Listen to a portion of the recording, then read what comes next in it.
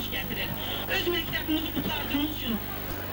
Onun evindən hansı bir nümayəndəsə də münasibət. Hamı tərəfindən bilmək kifayətdir ki, onlar nə qədər şəhər ziyanları uzağına koymamış. Uşaq. Heydər baba maşında, Qızıl baba başında, Heydər baba hardadır, ürəyimin başında.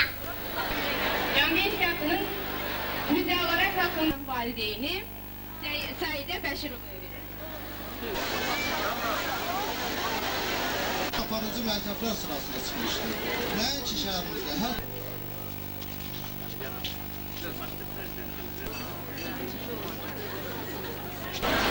Bütün şagirdlərimizə uğurlar, nailiyyətlər arzulayıram.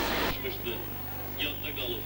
Həmən illərdə bizim dilədiyim kimi həm də bunlar maddi və saadət arzulayıram. Mən də bir sinif müəllimi ilə qaydacaqlarım. Sağ olun. Gətirmişəm. Birinci səfərdir, birinci uşağımdır. Çox şadam ki, məktəbə gəlibdir. Mən arzu edirəm ki, öz uşağıma da, bütün uşaqlara da birincisi müharibə olmasın, açıq səma altında yaşasınlar. Bir də sağ-salamat 11-ci sinifi bitirsinlər, instituta qəbul olsunlar. Kitabların yarısını almışam, yarısını ala bilməmişəm. Bəzi problemlərim hələ qalıb. Mənim özümdən böyük qardaşım var. Mənim bütün kitablarım ondan qalıbdır. Dəftərlərimi də atam alıbdır. Deyirlər ki, məktəbdən kitab veriləcək. İndi verilməsə yəqin ki, biz də gərək gedib bazardan olaq. Hamısı da baha qiymətə kitablar satılır. keçir.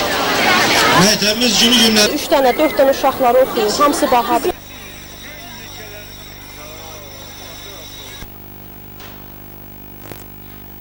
Misallar verdik, məsələlər verdik, sonra keçdik kəsb ədəbinə. 135 hissəgələr.